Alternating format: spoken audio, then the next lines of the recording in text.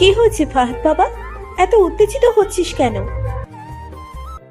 দীপা বেগমের কথা শুনে ফাহাদ রায়ের গাল ছেড়ে দিয়ে তার দিকে রাগী চোখে তাকালো। তাতে দাঁত চেপে রাগী গলায় বলল, জানো না আমি আবার কথা বলার মাঝে কথা বলা পছন্দ করি না। কথাটা বলে সজোরে দেয়ালে এক লাথি মেরে দাঁড়িয়ে ফসতে লাগলো। ফাহাদের ব্যবহারে দীপা বেগম ভয় শুকনো ঢোক গিলে ফাহাদের পিঠে হাত বুলাতে বুলাতে নরম গলায় বলল, কি হয়েছে আমার বাবার? এমন করছে কেন আমার বাবাটা? ফুপির ভুল হয়ে গেছে বাবা, ফুপি সরি বলছে। আমার বাবাটা কি তার ফুপিকে ক্ষমা করবে না? সে কি তার ফুপিকে বলবে না তার কি হয়েছে? দীপা বেগমের কথায় ফাহাদ কিছুটা দমে গেল। কিছুক্ষণ সাপের মতো ফোঁস করে লম্বা একটা নিঃশ্বাস ফেলে রায়ের দিকে রক্তচক্ষু করে তাকিয়ে রাগী গলায় নালিশের সুরে বলল, আমাকে জিজ্ঞাসা করছো কেন ফুপি? তোমার এই আদরের দুলালি মেয়েকে জিজ্ঞাসা করো কি করেছে ও। ইচ্ছে করছে তো ওকে এখানে জ্যান্ত পুঁতে ফেলি।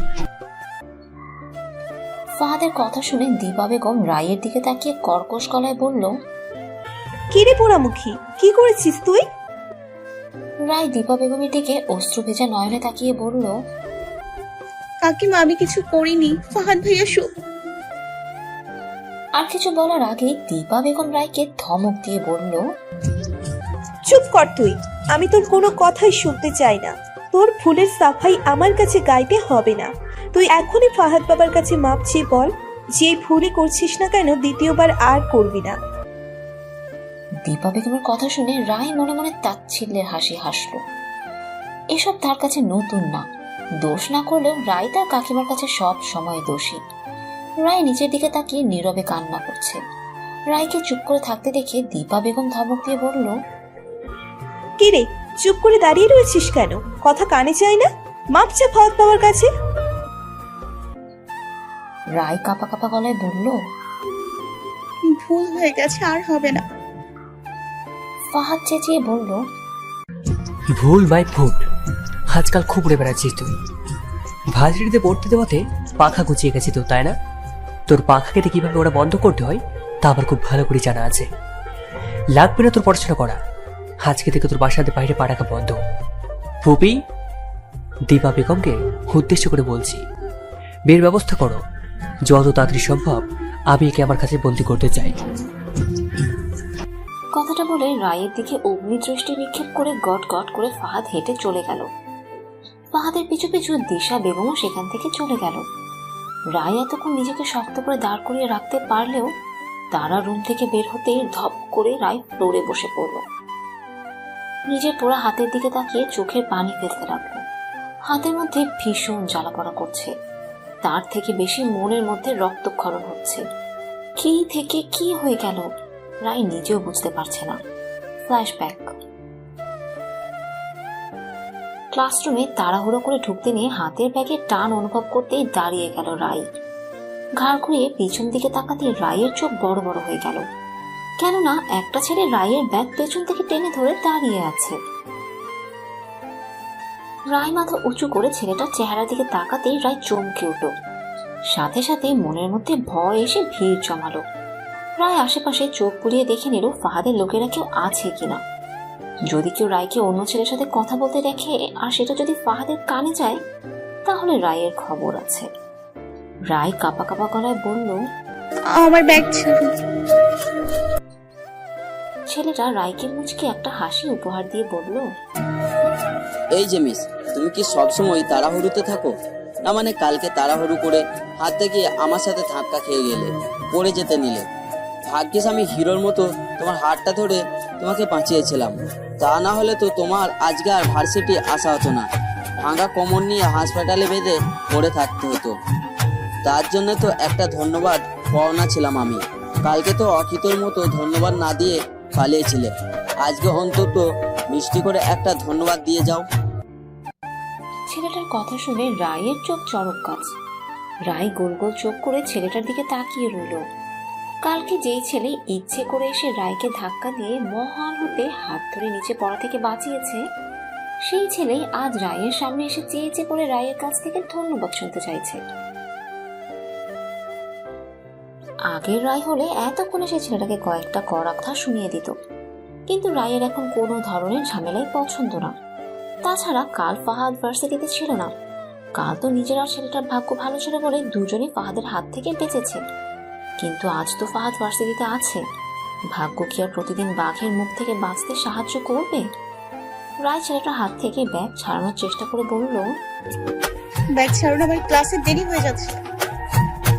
ধন্যবাদ না দিলে ব্যাগ ছাড়ছি না। আগে মিষ্টি করে একটা ধন্যবাদ দাও, তারপর না হয় ব্যাগ ছেড়ে দেবো। ঝড়ের গতিতে ফাহাদ রায়ের সামনে এসে ছেলেটার হাত রায়ের ব্যাগ থেকে ছাড়িয়ে তীক্ষ্ণ চোখে ছেলেটার দিকে তাকিয়ে দাঁতে দাঁত চেপে বলল, ধন্যবাদটা না হয় আমি দিই, চলবে? ফাহাদের কাজে ছেলেটা ভ্যাবাচেকা খেয়ে গেল। ছেলেটা ফাহাদের হাত থেকে নিজের হাত ছাড়ানোর চেষ্টা করে বলল, কি আপনি এটা কোন ধরনের অসভ্যতা? এইভাবে আমার হাত ধরে রেখেছেন কেন? ছেলেটার কথা শুনে ফাহাদ অট্ট হাসিতে ফেটে পড়ল। সাথে থাকা তার লোকদের উদ্দেশ্য করে বলল, আরে দেখো না, ভদ্র মানুষ আমাকে সভ্যতা শেখাচ্ছে। তা ভদ্র মানুষ অচেনা মেয়েদের ব্যাগ ধরে টানাটানি করা, এটা কোন ধরনের সভ্যতা বলবেন প্লিজ? ফাহাদের কথা শুনে ছেলেটি কাচুমাচু করতে লাগলো। ফাহাদ ছেলেটির ভীত চেহারা দেখে পাকা একটা হাসি দিয়ে ছেলেটির কলার ঠিক করে দিতে দিতে ফিস ফিস করে বলল, যার দিকে হাত ধরে চেষ্টা করেছিস না, সে আমার সম্পত্তি। আমার জিনিস কেউ চোখ তুলে তাকালে তার চোখ আমি তুলে দিই। এবার বোঝ, তুই হাত বাড়ানোর চেষ্টা করেছিস, তোর কি হাল করবো আমি। ফাহাদের ঠান্ডা আওয়াজে থ্রেড খেয়ে ছেলেটির শুকনো ঢোক গিলে কিছু বলার জন্য মুখ খোলার আগেই ফাহাদ নিজের ঠোঁটে হাত রেখে বলল, ইস, এখানে কোনো কথা না, যা বলার পরে আরাম করে বলবে। দেখো না, সে কখন থেকে আমার পাখিটা দাঁড়িয়ে রয়েছে। আগে আমার পাখিটাকে একটু খালি দাঁড়ি করে নি, তারপরে না হয় তোমার কথা শুনবো। কি বলো পাখি? ফাহাদের কাজে রায় ভয়ে মৃদু কাঁপতে লাগলো। এই ইটের ছেলের জন্য যে তার কপালে আজ কত বড় শনি আছে তার বুঝতে বাকি নেই। রায় কিছু বলার আগে ফাহাদ রায়ের দিকে তীক্ষ্ণ দৃষ্টিতে তাকালো। ফাহাদের চোখ অসম্ভব লাল হয়ে রয়েছে। মনে হচ্ছে ফাহাদ চোখ দিয়ে রায়কে ভস্ম করে দিবে। ফাহাদ তার লোকদের চোখের ইশারায় ছেলেটিকে দেখিয়ে কোনো কথা না বলে রায়ের হাত ধরে টানতে টানতে নিয়ে যেতে লাগলো। বর্তমানে সব মনে হতেই রায় ডুকরে কেঁদে উঠল। রায় কান্নারত অবস্থায় বিড়বিড় করে বলতে লাগলো, আব্বু আম্মু কেন চলে গেলে তোমরা? কেন আমার এই বিশাল পৃথিবীতে একা রেখে চলে গেলে? তোমাদের ছাড়া তোমাদের প্রিন্সেস ভালো নেই, একটু ভালো নেই। আমাকে তোমাদের কাছে নিয়ে যাও আব্বু আম্মু, আমার তোমাদের ছাড়া একা থাকতে খুব কষ্ট হচ্ছে। রায়ের পুরো নাম রাইজা ইসলাম, সবাই ছোট করে রায় বলে ডাকে। রায়ের বাবা মা 2 বছর আগে রোড অ্যাক্সিডেন্টে মারা গেছে। তারপর থেকে রায় তার চাচা চাচির কাছেই থাকে। রায়ের চাচা রহিম ইসলাম ব্যস্ত মানুষ, সারা দিন নিজের ব্যবসার পিছনে খাটাখাটনি করে তার দিন কাটে। অনেক রাতে বাসায় আসে, আবার খুব ভোরে বাসা থেকে বের হয়ে যায়, যার কারণে রায়ের সাথে সময় করে ভালো মতো দুটো কথাও বলতে পারে না। দীপা বেগমকে রায়ের দায়িত্ব বুঝিয়ে দিয়ে সে নিজের কাজে মগ্ন হয়ে থাকে। বউ সেজে নিজের রুমে বসে রয়েছে রায়, না চাইতেও চোখ দিয়ে গড়িয়ে পড়ছে নোনা জল। পৃথিবীতে নিজের এখন সব থেকে অসহায় মানুষ বলে মনে হচ্ছে তার।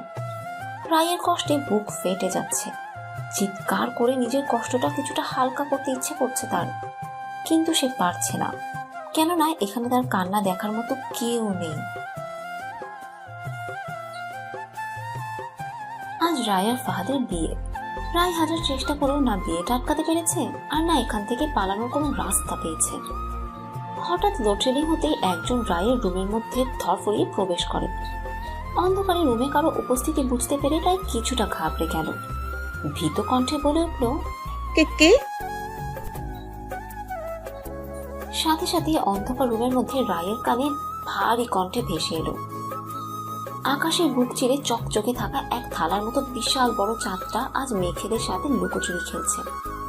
কখনো মেঘের আড়ালে ঢাকা পড়ছে, তো কখনো মেঘের আড়াল থেকে উঁকি দিয়ে নিজের রূপালী আলো পৃথিবীর বুকে ছড়িয়ে দিচ্ছে। ছাদের রেলিং এর সাথে হেলান দিয়ে খুব মনোযোগ সহকারে চাঁদ আর মেঘের লুকোচুরি খেলা দেখছে একজন লোক। ফোনের রিংটোন বেজে উঠতেই লোকটার চেহারায় বিরক্তির ছাপ ফুটে উঠল। এক রাশ বিরক্তি নিয়ে পকেট থেকে ফোনটা বের করে কলটা কেটে দিল। সাথে সাথে রায়ের হাস্যোজ্জ্বল চেহারাটি ফোনের স্ক্রিনে ভেসে উঠল। রায়ের বেগ দেখে লোকটার চেহারার বিরক্তির ছাপ মুহূর্তেই দূর হয়ে গেল। ফোনের স্ক্রিনে রায়ের হাস্যোজ্জ্বল পিকটির দিকে তাকিয়ে বিড়বিড় করে বলল, এই মেঘেদের মতো তুমি আমার সঙ্গে লুকোচুরি খেলছো, তাই না? আমার আকাশ সম্পূর্ণরূপে আলো করতে তুমি আমায় ধরা দেবে চাঁদ? তুমি কি না এই অন্ধকার জীবন আর কত কাটাবো বলতে পারো? কাঁচা ফুল আর ফেরি লাইট দিয়ে সুন্দর করে দীপা বেগমদের পুরো বাসা সাজানো হয়েছে। ড্রয়িং রুমের এক পাশে সুন্দর করে বর বউয়ের জন্য ছোট্ট করে স্টেজ সাজানো হয়েছে। আত্মীয় স্বজন সামর্থ্য থাকা সত্ত্বেও ফাহাদ বিয়েটা ঘরোয়া ভাবেই করছে, কেননা ফাহাদ তার সম্পত্তিকে পুতুল বানিয়ে সবাইকে দেখাতে চায় না। স্টেজে বর বেশে বসে রয়েছে ফাহাদ। যদিও বিয়েটা ঘরোয়াভাবে হচ্ছে, তারপরেও নিজেকে বররূপে পরিপাটি করতে কোনো কমতি রাখেনি সে। ফাহাদ মাশাআল্লাহ দেখতে অনেক সুন্দর। মেরুন কালারের শেরওয়ানিতে বর বেশি নিজেকে পরিপাটি করাতে যেন আজ আরো বেশি সুন্দর লাগছে ফাহাদকে। দীপা বেগম ফাহাদের সামনে এসে নিজের চোখ থেকে কাজল নিয়ে ফাহাদের কানের পিছে লাগিয়ে দিয়ে বলল, মাশাআল্লাহ, আমার ফাহাদ বাবুকে তো অনেক সুন্দর লাগছে, কারো যেন নজর না লাগে। সাথে আমারও আজ এত সুন্দর লাগছে যে আমি আমার বাবার দিক থেকে চোখ সরাতেই পারছি না। দীপা বেগমের এমন তারিফ শুনে ফাহাদ ঠোঁটের করে হাসির রেখা টেনে বলল, একটু বেশি হয়ে যাচ্ছে না পুপি? কিসের বেশি বেশি? যা বলছি তা তো আরো কম হচ্ছে। আমার কথা বিশ্বাস না হলে তোর বন্ধুদেরকে জিজ্ঞেস করে দেখ। হয়েছে, আরো তো জিজ্ঞাসা করতে হবে না, ওরা তো এমনিতে সবসময় আমাকে তেল মারে। তেল মারার কি আছে? আমার ফাহাদ বাবা আসলেই অনেক সুন্দর। সুন্দরকে কি এরা সুন্দর বলবে না? হয়েছে, তোমার আর আমার প্রশংসা করতে হবে না। তুমি কথা না বাড়িয়ে তোমার মেয়েকে নিয়ে এসো, দেখি তুমি তোমার মেয়েকে কিভাবে সাজিয়েছো। আবার উপযুক্ত করে সাজিয়ে তুলতে পেরেছো কিনা দেখি। ফাহাদের কথা শুনে ফাহাদের পাশে বসে থাকা ফাহাদের এক লোক দাঁত গিরিয়ে বলল, ভাই, এতে কি ভাবিকে দেখার জন্য তোর সইছে না? এত উতলা হলে কেমন হইব রে ভাই? ভাবি তো আর পালিয়ে যাচ্ছে না। ফাহাদ লোকটার দিকে চোখ রাঙিয়ে তাকাতে লোকটা দমে গেল। হাসি থামিয়ে কাচুমাচু করে এদিক ওদিক তাকাতে লাগলো। সামনের বসে থাকা কাজীকে উদ্দেশ্য করে বলল, কাজী সাহেব, আপনার কাগজপত্র সব রেডি হয়েছে তো? ভাইয়ের তো না মানে কনেকে ডেকে আনবে। কাজী সাহেব নিজের চোখের চশমাটা বাম হাতের আঙ্গুল দিয়ে একটু উপরে উঠিয়ে বলল, আপনি ওনাকে ডেকে আনবেন। কাজী সাহেবের কথা শুনে ফাহাদ দীপা বেগমের দিকে তাকাতে দীপা বেগম মুচকি হেসে বলল, আমি মেয়েকে নিয়ে আসছি। কথাটা বলে এক মুহূর্ত দেরি না করে দীপা বেগম রায়ের রুমের দিকে পা বাড়ালো। রায়কে বধূরূপে এক নজর দেখার জন্য রায়ের পথে তাকিয়ে বসে ছটফট করছে ফাহাদ। অনেকক্ষণ অতিবাহিত হওয়ার পরও যখন রায়ের দেখা মিলল না, তখন ফাহাদ ধৈর্য ধরে বসে থাকতে না পেরে গলার আওয়াজ উঁচু করে দীপা বেগমকে ডাকতে লাগলো। ফাহাদের কাজে ফাহাদের লোকেরা হাসি মজা করতে লাগলো। ফাহাদ কেন যেন তাদের কাজে আজ রাগলো না, নিজের লোকদের টিস শুনে মিটমিট করে হাসতে লাগলো। ফাহাদের বাজখাই গলার ডাক শুনে দীপা বেগম তড়িঘড়ি করে ফাহাদের সামনে এসে উত্তেজিত কণ্ঠে বলল, ফাহাদ বাবা, রায় বাড়িতে নেই। ও রুমের ওয়াশরুম, ব্যালকনিতে সব জায়গায় ভালোভাবে খুঁজছি, কোথাও রায়কে পাইনি। দীপা বেগমের কথা শুনে মুহূর্তের মধ্যে ফাহাদের হাসি মুখের চেহারার মধ্যে রাগ এসে ভিড় জমালো। ফাহাদ কিছুক্ষণ চুপ করে থেকে শীতল আওয়াজ করে বলল, ভালো করিসনি পাখি, কাজটা কিন্তু মোটেও ভালো করিসনি। ফাহাদের শীতল কণ্ঠের কথা শুনে দীপা বেগম শুকনো ঢোক গেলে কাঁপা কাঁপা গলায় বলল, মনে হয় পালিয়েছে। নিস্তব্ধ রাস্তার এক কোণে ভয়ে জড়সড় হয়ে ঘেমেনে একাকার হয়ে দাঁড়িয়ে রয়েছে রায়। হাতে থাকা সেলফোনটির দিকে রায় বারবার একটা নাম্বার ডায়াল করছে, প্রতিবারই ভেসে আসছে, আপনি যে নাম্বারে কল করেছেন তা এই মুহূর্তে বন্ধ আছে। তখন রায়ের রুমে আগমন করা আগন্তুক লোকটি রায়ের বেস্ট ফ্রেন্ড ফাইজার হেল্প নিয়ে রায়কে পালাতে সাহায্য করেছে। ফাইজা রায়কে যেখানে এসে দাঁড়াতে বলেছে, রায় ঠিক সেখানে এসে ফাইজার জন্য অপেক্ষা করছে। এই যে মিস তাড়াহুড়ো, এত রাতে রাস্তার মাঝে দাঁড়িয়ে কি করছো? পিছন থেকে কথাটা কানে ভেসে আসতে রায় চমকে দিকে তাকালো। ল্যাম্পপোস্টের আলোতে সেদিনের ভার্সিটির সেই ছেলেটাকে চিনতে রায়ের ভুল হলো না। রায় ছেলেটিকে দেখে অবাক কণ্ঠে বলল, আপনি? ছেলেটি বাঁকা হেসে বলল, কেন, অন্য কাউকে আশা করেছিলে? ছেলেটির কথার প্রত্যুত্তরে রায় কোনো কথা না বলে শুকনো ঢোক গিলে ভয়ে ভয়ে কাঁচো করে দাঁড়িয়ে রইল। আর চোখে এদিক সেদিক তাকিয়ে পালানোর রাস্তা খুঁজতে লাগলো। এমনিতে বাসা থেকে পালিয়ে এসে ভয়ে রায়ের যান যায় অবস্থা, তার উপরে উটকো ঝামেলা। রায়ের মাথা কাজ করা যেন বন্ধ করে দিয়েছে, মাথা কেমন ভন ভন করে ঘুরছে। এই যে মিস তাড়াহুড়ো, ও সাজে তোমাকে কিন্তু দারুণ লাগছে। নিষ্পত রজনী বসে যে হাতে সেলফোন নিয়ে কৃতজ্ঞ চোখে এদিক ওদিকে তাকিয়ে কাকে খুঁজছো? তোমার আশিক কে? তা তোমার ওই পাগল আশিক কোথায়? বসে যে কি তার জন্য পালাচ্ছ নাকি তার থেকে? ছেলেটির কথায় রায় আরো ঘাবড়ে গেল। কপালে জমে থাকা বিন্দু বিন্দু ঘামগুলো হাতের উল্টো পিঠ দিয়ে মুছে রায় ঠায় দাঁড়িয়ে রইল। মনে মনে কিছুটা সাহস সঞ্চয় করে পরিস্থিতি মোকাবেলা করার জন্য নিজেকে তৈরি করতে লাগলো। ছেলেটি রায়কে ভীত হয়ে দাঁড়িয়ে থাকতে দেখে মিট মিট করে হেসে আফসোসের সুরে বলল, বিয়ের আসর থেকে আশিকের জন্য পালিয়েছে, অথচ তার আশিক আসেনি। চিন্তা করো না, তোমার আশিক আসেনি তো কি হয়েছে? সঙ্গী হিসাবে আমি কিন্তু খারাপ না। হবে নাকি আমার পথ চলা সঙ্গী? কথাগুলো বলে ছেলেটি বাঁকা হেসে রায়ের হাত ধরার জন্য হাত বাড়াতে রায় নিজের হাতে থাকা সেলফোনটি ছেলেটির নাক বরাবর ছুঁড়ে মারল। রায়ের হঠাৎ আক্রমণে ছেলেটি নাক ধরে আর্তনাদ করে 2 কদম পিছিয়ে যেতে রায় তড়িঘড়ি করে সামনে পড়ে থাকা ভাঙা ইটটি হাতে তুলে নিল। ছেলেটি নাক টলতে টলতে বলল, কি করলে এটা? রায় 2 কদম পিছিয়ে বলল, এখন তো শুধু নাক ফাটিয়েছি, দ্বিতীয়বার আমার দিকে হাত বাড়ানোর চেষ্টা করলে মাথা ফাটাবো। ছেলেটি অবাক হয়ে বলল,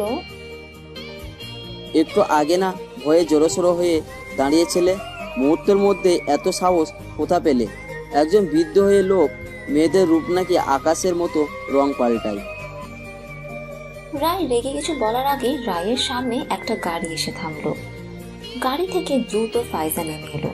ফাইজাকে দেখে যেন রায়ের কলিজায় পানি চলে এলো। রায় নিজের হাতে থাকা ভাঙা ইটটা ছেলেটার পায়ে ছুড়ে মেরে দৌড়ে গিয়ে ফাইজাকে জড়িয়ে ধরে ডুকরে কেঁদে উঠল। ফাইজাও রায়কে আগলে ধরে চোখের পানি ছেড়ে দিল। রায়ের রুমের কোনো জিনিস তার জায়গা মতো নেই, সব কিছু এলোমেলো হয়ে রয়েছে। ফ্লোরের জায়গায় জায়গায় কাচের টুকরো ছড়িয়ে ছিটিয়ে রয়েছে। রায়ের রুমের এক কোণে ফাহাদ রণমূর্তি হয়ে দাঁড়িয়ে রয়েছে। ফাহাদের ডান হাত দিয়ে টক টক করে রক্ত গড়িয়ে পড়ছে, কিন্তু সেদিকে তার কোনো খবর নেই। সে তার সামনে পড়ে থাকা রায়ের একটি ছবির দিকে রক্ত চোখ করে তাকিয়ে রয়েছে। ফাহাদ রায়ের ছবিটা হাতে তুলে নিয়ে বিড়বিড় করে বলল, ভালো করিসনি পাখি, কাজটা কিন্তু মোটে ভালো করিসনি। আবার খাঁচা থেকে উড়ে পালানোর চেষ্টা করলে বড্ড ভুল করেছিস। উড়ে আর যাবি কোথায় বল? একদিন দিকটা তোকে খাঁচায় বন্দি হতেই হবে, তখন বুঝবি এই ফাহাদকে চিনিস। হাত মুখ বাঁধা অবস্থায় চেয়ারে বসে রয়েছে রায়। হাতের মধ্যে ছোট্ট একটা ছুরি নিয়ে তার সামনে হাঁটু কেড়ে বসে রয়েছে ফাহাদ। ফাহাদ ছুরিটার দিকে তীক্ষ্ণ চোখে তাকিয়ে ছুরিটা ঘোরাতে ঘোরাতে বলল, এটা দিয়ে কি করবো জান পাখি? ভাবছি এটা দিয়ে তোমার পাখা কাটবো। কথাটা বলে ফাহাদ রায়ের দিকে অগ্নি দৃষ্টি করে তাকালো। ফাহাদ রায়ের ভীতু চেহারা দেখে কোমল কণ্ঠে বলল, তুমি কি ভয় পাচ্ছ পাখি? আরে ভয় পাবার কি আছে? তোমার কি পাখা আছে বলো, যে আমি তোমাকে পাখা কাটবো? পাখা থাকলে তো তুমি উড়ে যেতে চাইছো, তাই না? আচ্ছা তাহলে এটা দিয়ে কি করবো? পাখা নেই তো কি হয়েছে বলো, তোমার তো পা আছে, যেটা দিয়ে তুমি আমার কাছ থেকে পালিয়ে বেড়াও। এটা দিয়ে তাহলে তোমার পাটা কাটি, যাতে তুমি আমার কাছ থেকে পালাতে না পারো। কথাটা বলে এক মুহূর্ত দেরি না করে ফাহাদ রায়ের পায়ের পাতার উপর ছুরি চালিয়ে দিল। সাথে সাথে গড় গড় করে রক্ত গড়িয়ে পড়ল। ব্যথায় রায়ের চোখে পানি চলে এলো। ফাহাদ রায়ের কাটা পা নিজের হাত দিয়ে চেপে ধরে ফিসফিস করে বলল, কান্না বন্ধ করো পাখি, কান্না করছো কেন? পা ব্যথা করছে? জানো আমারও পা ব্যথা করে, ঠিক এই খানটায়। রক্তাক্ত হাত দিয়ে নিচের বুকের বাম পাশে চেপে ধরে এই খানটায় না অনেক ব্যথা করে। যখন তুমি আমার কাছ থেকে পালিয়ে বেড়াও, আমায় কেন তো ভয় পাও তুমি? কি করেছি আমি? তুমি জানো না, তুমি আমার কাছ থেকে পালিয়ে বেড়ালে আমার কষ্ট, ভীষণ কষ্ট হয়। তারপরেও কেন পালিয়ে বেড়াস তুই? Answer me. কথাটা বলে ফাহাদ হাতে থাকা ছুরিটা দেয়ালের দিকে ছুঁড়ে মারল। ফাহাদ দু হাতে নিজের চুল টেনে ধরে পাগলের মতো আচরণ করতে লাগলো। রায় ফাহাদের এমন আচরণ দেখে ফুপিয়ে ফুপিয়ে কান্না করছে, সাথে ভয়ে ঠক ঠক করে কাঁপছে। ফাহাদ রায়ের গাল চেপে ধরে বলল, এই কান্না বন্ধ কর। তোর ওই মায়াবী চোখের পানি আমার একদম সহ্য হয় না। বল, আর কখনো আমার থেকে পালাবি? বল, পালাবি না?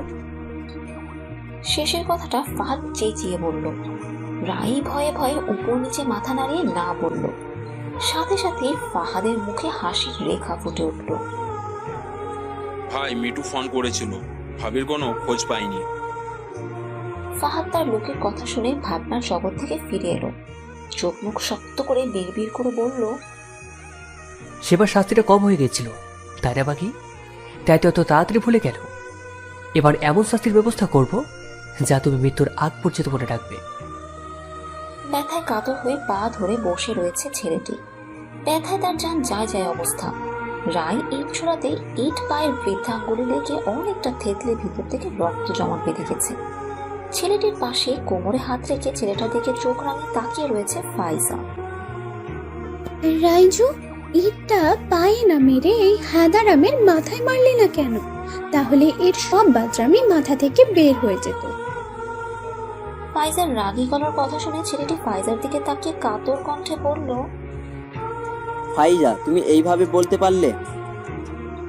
ছেলেটির কথা শুনে ফাইজা তেজি গলায় বলে উঠল, বলতে পারলাম দেখেই তো বললাম, মাথা মোটা কাণ্ডজ্ঞানহীন লোক একটা। ছেলেটি অবাক কণ্ঠে বলল, আমি কি করেছি? ফাইজা ধমক দিয়ে বলল, চুপ, একটাও কথা না। আসছে আমার সাধু মানুষ, সে কি করেছে বলতে। তিহান, তুমি কি গো? হ্যাঁ, না মানে তোমার কি কোনো কাণ্ডজ্ঞান বলতে কিচ্ছু নেই নাকি? মেয়েটা কোন অবস্থা থেকে এখানে এসেছে সেটা তুমি জানো? তারপরেও কেন তুমি মেয়েটার সাথে মজা করতে গেছো?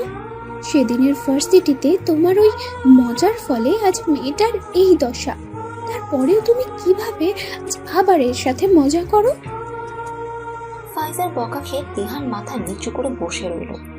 তখন মজা করার সময় মাথায় কিছু না এলেও এখন সে ঠিক বুঝতে পারছে ওই রকম একটা পরিস্থিতির মধ্যে রায়ের সাথে মজা করা ঠিক হয়নি। ফাইজার কোনো কথাই যেন রায়ের মাথায় ঢুকছে না। রায় অবাক কণ্ঠে বলল, ফাইজু, উনি? রাইজু, এই হাদারামের গলায় বাবা আমায় ঝুলিয়েছে। আমি বুঝি না কি দেখে বাবা একে পছন্দ করেছে। সারাক্ষণ শুধু এর মাথায় দুষ্টুমি ঘোরে। রায় ফাইজার দিকে গোল গোল চোখ করে বলল, মানে এর সাথে? ফাইজা কপাল চাপড়ে বলল, হ্যাঁ রে বোন, হ্যাঁ, এই হাদারামই আমার বর, মিস্টার তিহান হাদারাম। আমার আসতে দেরি হবে দেখে একে পাঠিয়েছিলাম। কে জানতো যে এ তোকে ভরসা দেবার বদলে উল্টে দিয়ে আরো ভয় দেখাবে। তিহান ফাইজার দিকে তাকিয়ে মিনমিনে গলায় বলল, এইভাবে আমার সুইট শালের সামনে আমার বকা দিও না বউ। যা বলার পরে বাসায় গিয়ে বলো আমায়। আমারও তো একটা মান সম্মান আছে, বলো। তা কি এইভাবে নষ্ট করা ঠিক? তিহানের কথাগুলো যেন ফাইজার রাগ বাড়ানোর জন্য আগুনে ঘি ঢালার মতো ছিল। ফাইজা তিহানের মাথার চুল টানতে টানতে বলল, তোর মান সম্মানকে আজ আমি হত্যা করব। দোষ করে আবার বড় বড় কথা। আজ তোর মাথার সব ভূত আমি তাড়াবো, সাথে তোর মান সম্মানও।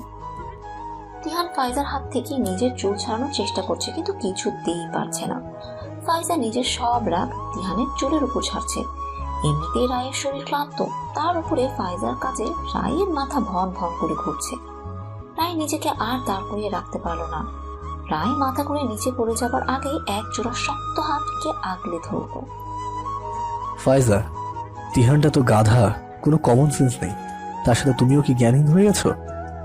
তীব্রর গম্ভীর কথা শুনে ফাইজা পেছন দিকে তাকাতেই দেখে তীব্র রায়কে ধরে দাঁড়িয়ে আছে।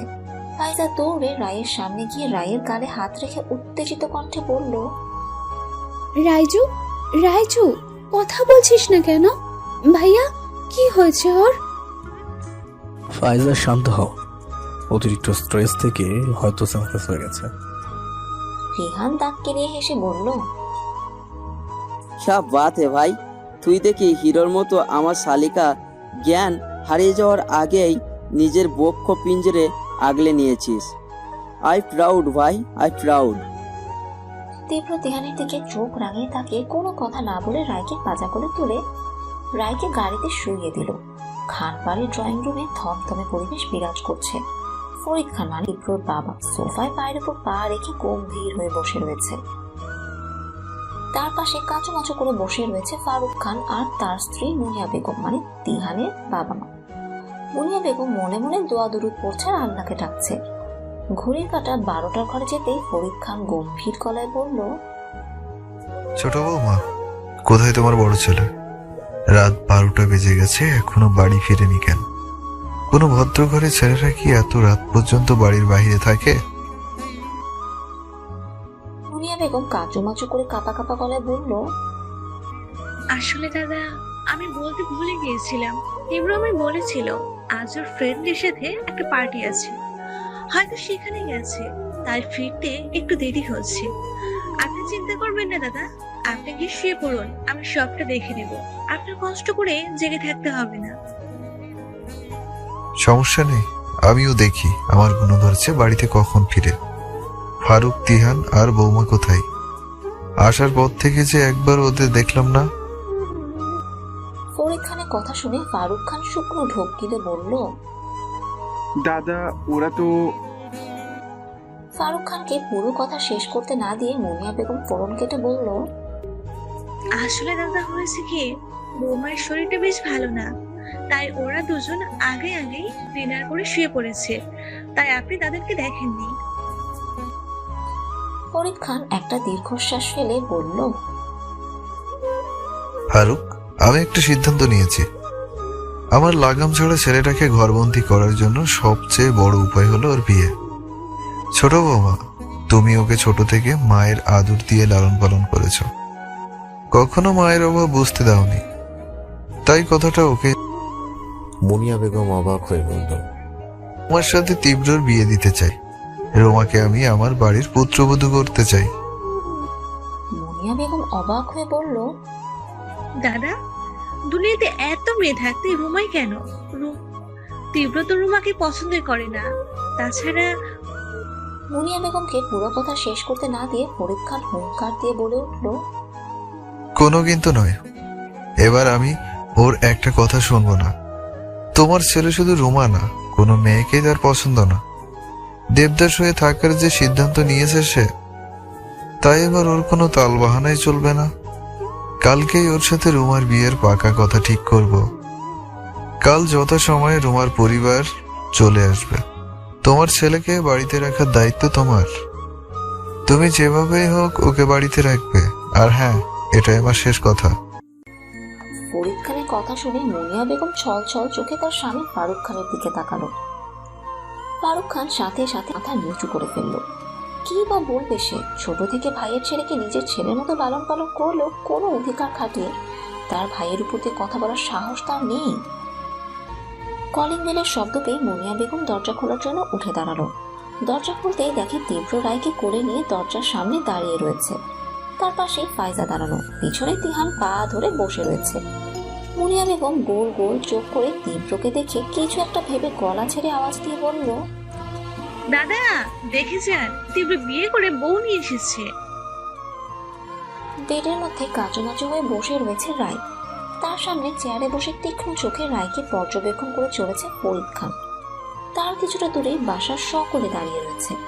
রায় বারবার আর চোখে ফাইজার দিকে তাকাচ্ছে। ফাইজা প্রতিবারই চোখ দিয়ে রায়কে আশ্বস্ত করছে। কি নাম তোমার? ফরিদ খানের গম্ভীর গলার কথা শুনে রায় এক পলক তার দিকে তাকিয়ে মাথা নিচু করে শুকনো ঢোক গিলে তোতলিয়ে বলল, জি জি, আমার নাম রাইজা ইসলাম, ডাকনাম রাই। বাড়িতে কে কে আছে তোমার? ফরিদ খানের কথা শুনে রায় চুপ করে রইল। কি উত্তর দিবে সে? বাবা মা তো তাকে অনাথ করে অনেক আগেই চলে গেছে। চাচা চাচি থাকতেও তো আজ তারা নেই। রায়কে চুপ করে থাকতে দেখে ফরিদ খান আবার বলল, কি হলো, কথা বলছো না কেন? বাড়িতে কে কে আছে? রায় চোখের পানি ছেড়ে দিয়ে কাঁপা কাঁপা গলায় বলল, আমি অনাথ, আমার কেউ নেই। রায়ের কথা শুনে ফরিদ খান কিছুটা রাগ মিশ্রিত গলায় বলল, দুদিনের সম্পর্কের জন্য বাবা মা থাকতেও নিজেকে অনাথ দাবি করা কোনো বুদ্ধিমানের কাজ না। আজকালকার ছেলেমেয়েরা নিজেদের পছন্দ মতো কিছু না হলেই নিজেকে অনাথ দাবি করে, যেটা আমার মোটেও পছন্দ হয় না। ফরিদ খানের কথা শুনে রায় না চাইতেও চোখ দিয়ে জল গড়িয়ে পড়ল। রায়ের কান্না ফাইজার সহ্য হলো না, তাই সে কিছুটা এগিয়ে এসে মিনমিনে গলায় বলল, মাফ করবেন চাচু, রায় আসলেই অনাথ। ওর বাবা মা দুজনেই অনেক আগেই মারা গেছে। ফাইজার কথা শুনে ফরিদ খান মনে মনে একটু অনুতপ্ত হলো। রায়ের সম্পর্কে সব না জেনে সে রায়কে কথা শুনিয়ে দিল। যাদের বাবা মা না থাকে তাদের বাবা মার কথা জিজ্ঞাসা করলে যে কলেজে কতটুকু আঘাত লাগে তা সে কিছুটা হলেও বুঝে। ফরিদ খান প্রসঙ্গ পাল্টে পুনরায় বলল, তারাই তুমি কি বিয়ের আসর থেকে পালিয়ে এসেছো? রায় চাপা নিঃশ্বাস ফেলে মিনমিনে গলায় বলল, জি। ফরিদ খান তীব্রর দিকে তাকিয়ে বলল, তুমি কি বিয়েতে রাজি ছিলে না? রায় কিছু না বলে মাথা নাড়িয়ে না বলল। ফরিদ খান পুনরায় তীব্রর দিকে তীক্ষ্ণ চোখে তাকিয়ে বলল, তুমি কি ওর কথা মতো পালিয়েছো? তীব্র ফাইজার পিছনে দাঁড়ানো ছিল। রায় ভাবলো ফাইজার কথা বলছে, তাই সে মাথা নাড়িয়ে হ্যাঁ বলল। রায়ের কাজে তীব্রর চোখ বড় বড় হয়ে গেল। তিহান তীব্রকে মৃদু ধাক্কা দিয়ে ফিসফিস করে বলল, দেখ ভাই দেখ, ভালোর জমানা আর নাই। তুই আমার শালিকাকে হিরোর মতো বাঁচালি, আর এদিকে আমার শালিকা তোকে কেস খাইয়ে দিল। তীব্র তিহানের দিকে চোখ রাঙিয়ে তাকাতে তিহান মিট মিট করে হেসে অন্যদিকে চলে গেল। তোমরা কি বিয়ে করেছো? ফরিদ খানের কথা শুনে রায় গোল গোল চোখ করে ফরিদ খানের দিকে তাকালো। মনে মনে ভাবতে লাগলো, লোকটা কি পাগল নাকি? মেয়ে মেয়ে আবার বিয়ে হয় কিভাবে? রায়কে চুপ করে থাকতে দেখে ফরিদ খান পুনরায় জিজ্ঞাসা করলো, কি হলো, কথা বলছো না কেন? বিয়ে করেছো তোমরা? রায় ফাইজার দিকে তাকাতে ফাইজা ইশারায় রায়কে না বলতে বলল। রায়ও ফাইজার কথা মতো মাথা নাড়িয়ে না করলো। ফরিদ খান শক্ত গলায় বলল, তা কি সিদ্ধান্ত নিলে? বিয়ে করবে ওকে? রায় মাথা নিচু করে বসে রইল। কি উত্তর দিবে সে? এতক্ষণ ফরিদ খানকে পাগল ভাবলেও এখন সে পুরো শিওর হয়ে গেছে এই লোকের মাথায় সমস্যা আছে। তাই কথা না বাড়িয়ে চুপ করে বসে থাকাই ভালো। রায়কে চুপ করে থাকতে দেখে ফরিদ খান আবার বলল, কি হলো, কথা বলছো না কেন? কথার উত্তর দাও। রায় কিছু বলার আগে মুনিয়া বেগম ফোড়ন কেটে বলল, দাদা, আপনি হলেন গুরুজন। যতই বাড়ি থেকে পালিয়ে আসুক না কেন, মেয়েরা বড়দের সামনে মুখ ফুটে কি বিয়ের কথা বলতে পারে বলুন?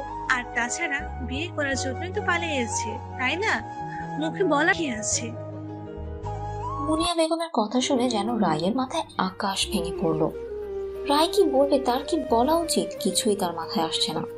মুনিয়া বেগমের রুম থেকে বের হতেই মুনিয়া বেগম রায়ের সামনে বসে রায়ের মাথায় হাত বুলিয়ে বলল, মুনিয়া বেগম রুম থেকে বের হতেই রায় অবাক কণ্ঠে প্রশ্ন করলো, ফাইজু, এতক্ষণ এখানে কি হলো কিছুই তো আমার মাথায় ঢুকলো না।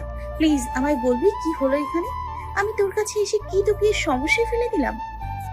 ফাইজা বেড টেবিলের উপর থেকে পানির গ্লাস হাতে তুলে নিয়ে গট গট করে পানি পান করে রায়ের সামনে টান টান হয়ে শুয়ে পড়ল। বড় করে একটা নিঃশ্বাস ফেলে বলল, উফ, বাঁচা গেল। এতক্ষণ দমটা আটকে ছিল। দাঁড়া, একটু পিঠটা টান করে নি, তারপরে তোর সকল প্রশ্নের উত্তর দিচ্ছি। রায় উত্তেজিত কণ্ঠে বলল, পিঠ পরে টান করিস, আগে আমার প্রশ্নের উত্তর দে। ওই লোকটা কে ছিল? এমন অদ্ভুত অদ্ভুত প্রশ্নই বা আমায় কেন করছিল? ওই লোকটা আমার বড় শ্বশুর, মানে আমার চাচা শ্বশুর। এইটুকু বলে ফাইজা থেমে গেল।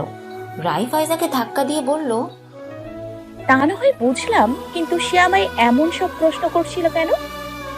ফাইজা উঠে বসে বলল, আমি তোকে প্রথম থেকে সব বলছি, তুই সেন্সলেস হয়ে গেছিলি।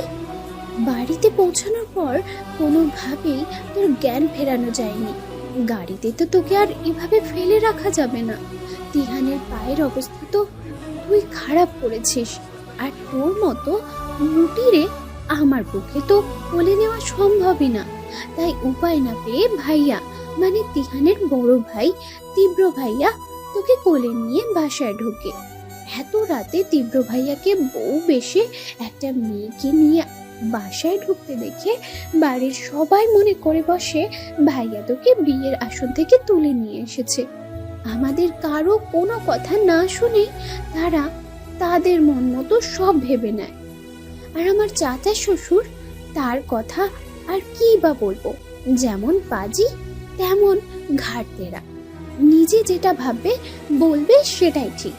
কিছু না জেনে শুনেই আমাদের সাথে রাগারাগি করা শুরু করে দেন। আমি অনেক চেষ্টা করেছি সব বলার, কিন্তু কোনোভাবেই পারিনি। শুধু এতটুকু বলতে পেরেছি, তুই আমার কলিজার টুকরা বেস্টু। আর কিছুই বলার সুযোগই পাইনি। সব শুনে রায়ের মুখটা মলিন হয়ে গেল। রায় মিনমিনে গলায় বলল, আমি এখানে এসে তোকে ঝামেলায় ফেলে দিলাম, তাই না? আমার জন্য কত কিছু হয়ে গেল, তোরা সবাই আমার জন্য শুধু শুধু বকাও শুনলি। দেখ ফাইজু, আমার জন্য তোর কোনো সমস্যা হোক আমি চাই না। কোনো সমস্যা হবার আগেই আমি এখান থেকে চলে যাব। আমি এখানে থেকে তোর অশান্তি করতে চাই না। ফাইজা মুখের মাঝে লম্বা হাসি ঝুলিয়ে বলল, ধুর, কি যে বলিস না, তোর জন্য কোনো সমস্যাই হবে না। আমার শ্বশুর বাড়ির লোক অনেক ভালো, শুধু চাচা শ্বশুরটা একটু রাগী, কিন্তু মানুষ হিসেবে খুব ভালো। চিন্তা করিস না, আমার শাশুড়ি মা আছে না, উনি সব দেখে নিবে। আর যদি তোর জন্য কোনো সমস্যা হয় তাহলে আমি নিজেই তোকে বলবো, তাই এসব নিয়ে কোনো টেনশন করিস না। রায় অশ্রু ভেজা চোখে ফাইজার দিকে তাকিয়ে বলল, সত্যি তো? ফাইজা রায়ের চোখের পানি মুছে দিয়ে বলল, 100-তে 200% সত্যি। ফাইজার কথা শুনে রায় কিছু না বলে মুখ মলিন করে বসে রইল। ফাইজা রায়ের শুকনো মুখের দিকে তাকিয়ে মনে মনে বলল, সরি রে রাইজু, আজকের ঘটে যাওয়া সত্যিটা তোকে বলতে পারলাম না। আমায় ক্ষমা করিস দোস্ত। তোর মুখে হাসি ফোটানোর জন্য আমি এমন হাজার মিথ্যে তোকে বলতে পারি, তাতে তুই আমার ঘৃণাই বা করিস না কেন। ব্যালকনিতে বসে একের পর এক সিগারেট শেষ করে চলেছে একজন লোক। সিগারেটের ধোঁয়া ওড়ানোর সাথে সাথে নিজের মনের ভিতরে জমে থাকা কষ্টগুলো সে উড়িয়ে দিতে যাচ্ছে, কিন্তু বরাবরই সে ব্যর্থ হচ্ছে। বারবার তার চোখের সামনে রায়ের অশ্রু ভেজা মুখটা ভেসে উঠছে, তাতে যেন তার ভিতরটা ভেঙে চুরে যাচ্ছে। মনের মধ্যে রক্তক্ষরণ হচ্ছে। লোকটি হাতে থাকা সিগারেট শেষ করে নিচে ছুঁড়ে মারল। নাক মুখ দিয়ে ধোঁয়া উড়িয়ে চোখ বন্ধ করে বিড়বিড় করে বলল, আমি পারছি না চাঁদ, কিছুর থেকে নিজেকে আটকে রাখতে পারছি না। তোমার এই অশ্রু ভেজা চেহারা দেখে ইচ্ছে করে সব বাধা পেরিয়ে ছুটে তোমার কাছে চলে যাই। তোমাকে নিজের বক্ষ পিঞ্জরে এমনভাবে আগলে নিই যাতে কোনো কষ্ট তোমাকে ছুঁতে না পারে। কিন্তু তা তো আমি করতে পারবো না চাঁদ, তাতে উল্টে তুমি আমার ভুল মুছে দূরে চলে যাবে। আমি কি করবো চাঁদ, কি করবো? না তোমার চোখে জল দেখতে পাচ্ছি, আমি তোমার চোখে জল মুছে দিয়ে নিজের কাছে টেনে নিতে পারছি। কেমন এক দুটা না এই আমায় ফেলেছো তুমি। এই যন্ত্রণা থেকে কবে আমার মুক্তি মিলবে চাঁদ, কবে মুক্তি মিলবে? খোলা জানালার পাশে বসে চাঁদ শূন্য আকাশের দিকে তাকিয়ে নিজের জীবনের হিসাব খাতা মেলাতে ব্যস্ত রায়। নিজের ভাগ্য দেখে নিজেই তাচ্ছিল্য হাসি হাসছে সে। কি ছিল আর কি হয়ে গেল। মাথার উপর থেকে বাবা মা নামক সারাটা সরে গেল। ঝকঝকে রঙিন দুনিয়া যে মুহূর্তেই অন্ধকারে পরিণত হয়ে যায় তা তার বোঝা হয়ে গেছে। ধরনের বুকে তো কয়েক ঘন্টার ব্যবধানে আলোর রশ্মি ফুটে উঠবে, কিন্তু তার এই অন্ধকার দুনিয়ায় কখনো কি এক ঝলক আলোর দেখা মিলবে সেটা রায় জানে না। রুমের মধ্যে অচেতন অবস্থায় পড়ে রয়েছে ফাহাদ, তার পাশে বসে মরা কান্না জুড়ে দিয়েছে দীপা বেগম। কলিজার টুকরো ভাতিজাকে এভাবে অচেতন অবস্থায় পড়ে থাকতে দেখে তার মাথা কাজ করা বন্ধ করে দিয়েছে। দীপা বেগম একটু পরপর ফাহাদের গালে হালকা চাপড় মেরে ফাহাদের জ্ঞান ফেরানোর চেষ্টা করছে। ও বাবা, ও আমার ফাহাদ বাবা, বাবা চোখটা খোল না বাবা, দেখ তোর ফুপি তোকে ডাকছে, একবার একটু ফুপিকে চোখ খুলে দেখ না বাবা। ও বাবা, চোখটা খোল না রে, তোকে এইভাবে পড়ে থাকতে দেখে ফুপির অনেক কষ্ট হচ্ছে রে বাবা। প্লিজ বাবা, একবার চোখটা খোল বাবা, ফুপির কথাটা একটু শোন না বাবা। রাহিম ইসলাম রুম জুড়ে পায়চারি করছে আর ভাবছে কি করবে। একদিকে নিজের ভাইয়ের শেষ চিহ্ন তার ভাতিজি নিখোঁজ, আর অপরদিকে নিজের স্ত্রীর কলিজার টুকরো ভাতিজার করুণ দশা। সব দিকে টেনশনে যেন তার মাথা ভার হয়ে যাচ্ছে।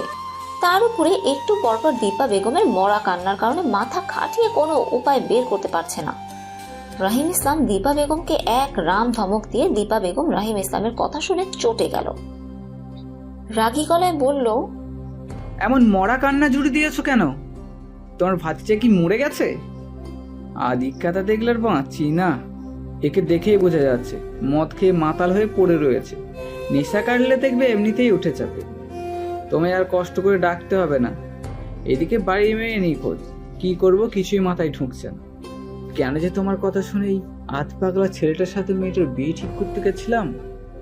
দিনকাল এমনিতেই ভালো না, মেয়েটা কোথায় আছে কি করছে কে জানে। মুখ সামলে কথা বলো, আমার ফাহাদ বাবা খুব ভালো, বুঝলে? ও এইসব চাইপাশ গেলে না। তোমার এই মুখ পোড়া ভাতিজির রাগ আমার উপর না ছেড়ে তাকে খুঁজে তার উপর ছাড়ো। সে তো নিজের আশিকের হাত ধরে পালিয়েছে, তার জন্য তুমি যে কেন আদিক্ষেপটা দেখাচ্ছ সেটাই তুমি বুঝতে পারছি না। আগেই বলেছি এই মেয়েকে বাসায় জায়গা দিও না, শোনোনি তো আমার কথা? এখন বেশ হয়েছে, তোমার মুখে চুনকালি মেখে পালিয়েছে। এবার দেখি সমাজে তুমি মুখ দেখাও কিভাবে। যত সব নিজে আদিক্ষেতা দেখিয়ে আমাকে বলছে আমি আদিক্ষেতা দেখাচ্ছি। রাহিম ইসলাম রাগ দেখিয়ে দীপা বেগমের সাথে কথা না বাড়িয়ে রুম থেকে বের হয়ে গেল। এর সাথে কথা বলতে গেলে যে এর তুলকালাম বাঁধিয়ে মাথা আরো খারাপ করে দিবে সেটা তার অজানা নয়। ফরিদ খানের মুখোমুখি দাঁড়িয়ে রয়েছে তীব্র, রাগে তার শরীর রিড়ি করছে।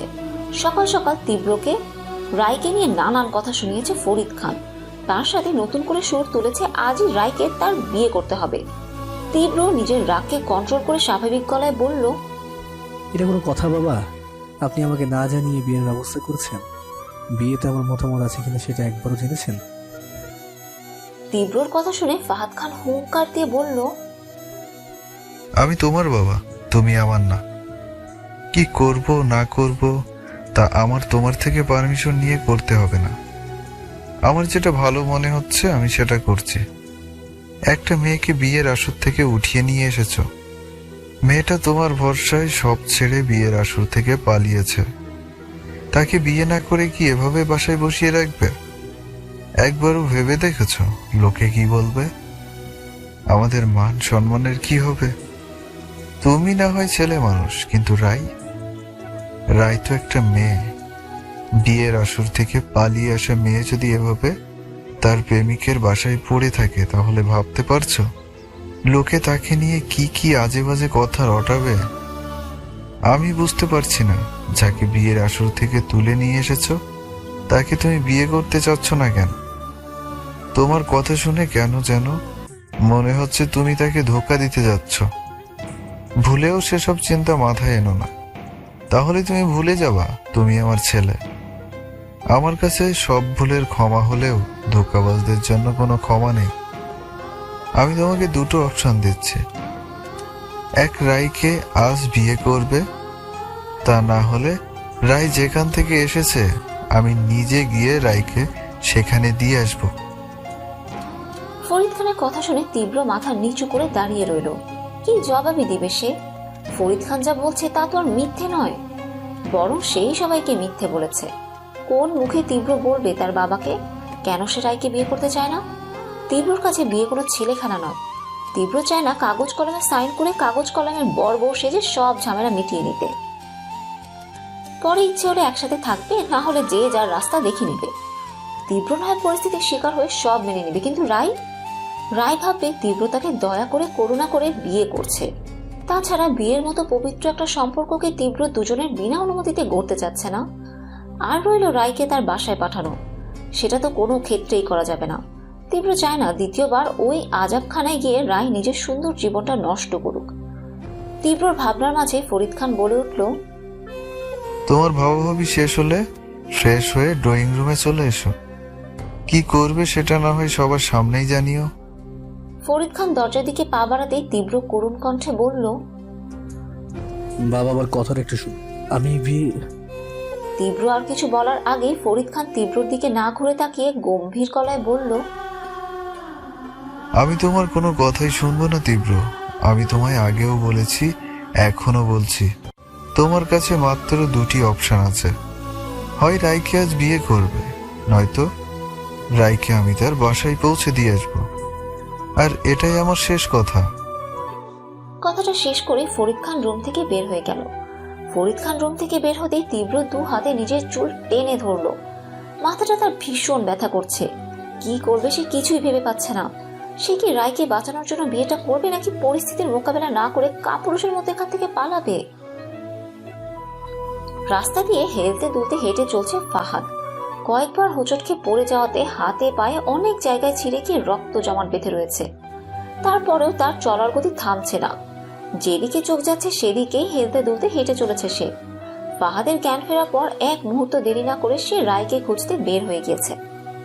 আত্মীয় স্বজনের বাড়ি হতে শুরু করে অলি গলি এমন কোনো জায়গা নেই যেখানে ফাহাদ রায়কে না খুঁজেছে। সারাদিন পেটে দানা পানি না দিয়ে হন্য হয়ে ফাহাদ নিজের লোকদেরকে নিয়ে রায়কে খুঁজে চলেছে। দিন শেষে রায়ের কোনো খোঁজ খবর না পেয়ে নিজের কষ্টগুলো থেকে পরিত্রাণ পাওয়ার জন্য মদের সাহারা নিয়েছে। ফাহাদের এই অবস্থা দেখে তার লোকেরা হতভম্ব হয়ে রয়েছে। যেই ছেলে দম্ভিকভাবে সব সময় চলাফেরা করে সেই ছেলেকে এই রূপে দেখে তারা যেন কথা বলার ভাষাই হারিয়ে ফেলেছে। ফাহাদ নেশার ঘুরে এলোমেলো ভাবে পা ফেলছে আর বিড়বিড় করে বলছে, পাখি, আমার রায় পাখি, কোথায় উড়ে গেলে তুমি? প্লিজ আমার কাছে ফিরে এসো না। প্রমিস করছি আর তোমাকে কষ্ট পেতে দেবো না। এই দুধরে আমি বুঝে গেছি তুমি আমার জীবনে কি। প্লিজ ফিরে এসো, আমি কুরবান হয়ে যাব। একটু তোমায় আর কষ্ট দেব না। কথাগুলো বলতে বলতে ফাহাদ হোঁচট খেয়ে পড়ে গেল। সাথে সাথেই তার একজন লোক ফাহাদকে উঠে বসতে সাহায্য করলো। ফাহাদ তার লোকের হাত ধরে বলল, রানী, আমার রায় পাখিকে এনে দে না। তাকে ছাড়া আমার ভীষণ কষ্ট হচ্ছে রে। আমি নিঃশ্বাস নিতে পারছি না, দম যেন আটকে আসছে আমার। রনি, আমি না হয় ব্যাড বয়, তুই তো গুড বয়। তুই একটু আমার রায় পাখিকে বল না আমার কাছে চলে আসতে। প্রমিস করছি রায় পাখি আমার কাছে চলে আসলে আমি সত্যি গুড বয় হয়ে যাবো রে। তাকে একটু কষ্ট দেব না। রনি তীব্রকে উঠানোর চেষ্টা করে বলল, ভাই, আপনার নেশা চলে গেছে, বাসায় চলুন, আমরা ঠিক বাবিকে খুঁজে বের করব। ফাহাদ রনির হাত ছেড়ে দিয়ে চেঁচিয়ে বলল, না, আমি কোথাও যাব না। আমি আমার রায় পাখিকে না নিয়ে বাসা থেকে এক পাও রাখবো না। রায় পাখি, রায় পাখি, তুমি কোথায়? প্লিজ চলে এসো। আমি আর পারছি না তোমাকে ছাড়া থাকতে। প্লিজ চলে আসো রায় পাখি, প্লিজ কাম ব্যাক। কথাগুলো বলতে বলতে ফাহাদ রাস্তার মধ্যেই শুয়ে পড়ল। ফাহাদকে দেখলে যে কেউ বলবে ফাহাদ একটা পাগল। হ্যাঁ, ফাহাদ পাগল। সে তার রায় পাখির জন্যই পাগল। ফাহাদের পাগলামি দেখে রনির চোখে জল চলে এলো। একটা পাথরের মতো মানুষ কাউকে পাগলের মতো ভালো না বাসলে সে কখনো এমন পাগলামো করতে পারে না। রনি ফাহাদের শুকনো মুখের দিকে তাকিয়ে মনে মনে বলল, আমি জানি ভাই, আপনি ভাবিকে ভীষণ ভালোবাসেন। আপনার মতো কেউ ভাবিকে ভালোবাসতে পারবে কিনা সেটা আমি জানি না, কিন্তু আপনি যেভাবে নিজের ভালোবাসা প্রকাশ করতেন, নিজের ভালোবাসার মানুষটাকে আগলে রাখতে চান, তেমন ভয়ঙ্কর ভালোবাসাকে ভাবি কেন কোনো মেয়েই পছন্দ করবে না। তাই তো ভাবি এই ভয়ঙ্কর ভালোবাসা থেকে মুক্তি পেতে পালিয়েছে। তীব্রর সামনে ভয়ে জড়সড় হয়ে দাঁড়িয়ে রয়েছে রায়। চোখে এসে ভিড় করেছে নোনা জল। তীব্র সেটা দেখেও যেন দেখছে না। সে তার তীক্ষ্ণ দৃষ্টি নিক্ষেপ করে রায়ের দিকে তাকিয়ে রয়েছে। মনে হচ্ছে তীব্র তার তীক্ষ্ণ দৃষ্টি দিয়ে রায়কে ভস্ম করে দিবে। কাকে বলে বাসা থেকে বের হয়েছ? তীব্র শীতল গলার কথা শুনে রায় চোখ তুলে তীব্রর দিকে তাকালো, কিন্তু বেশিক্ষণ আর তীব্র ওই রাগী চোখের দিকে তাকিয়ে থাকতে পারলো না। কয়েক সেকেন্ড পরই সে চোখ নামিয়ে চুপ করে দাঁড়িয়ে রইল। রায়কে চুপ করে থাকতে দেখে তীব্র পুনরায় বলল, কি হলো, কথা বলছো না কেন? কাকে বলে তুমি বাসা থেকে বের হয়েছ? তীব্রর কথার প্রতি উত্তরে রায় চুপ করে দাঁড়িয়ে রইল। কি বা উত্তর দিবে সে? সে তো তাকে ঝামেলা মুক্তি করতেই কাউকে কিছু না বলে বাসা থেকে চলে এসেছে। আজ দুপুরে পারিবারিক ভাবেই রায় আর তীব্রর বিয়েটা হয়েছে। রায় তো প্রথমে তার আর তীব্রর বিয়ের কথা শুনে আকাশ থেকে পড়েছিল। রায় বাসার সবাইকে সবটা জানিয়ে তাদের ভুল ধারণা ভাঙাতে চেয়েছিল, কিন্তু সে ফাইজার জন্য পারেনি। ফাইজা হাত জোর করে নিজের পরিবারের সম্মান বাঁচাতে রায়কে সব সত্যি সবাইকে জানাতে নিষেধ করেছে। এলাকায় তীব্রর বাবার বেশ ভালোই নাম ডাক রয়েছে। সকাল হতে না হতেই ঝড়ের গতিতে ছড়িয়ে পড়েছে ফরিদ খানের ছেলে একটা মেয়েকে বিয়ের আসন থেকে তুলে নিয়ে এসেছে। তার উপরে ফরিদ খান এলাকার কয়েকজন গণ্যমান্য ব্যক্তিদেরকে বিয়েতে থাকতে বলেছেন।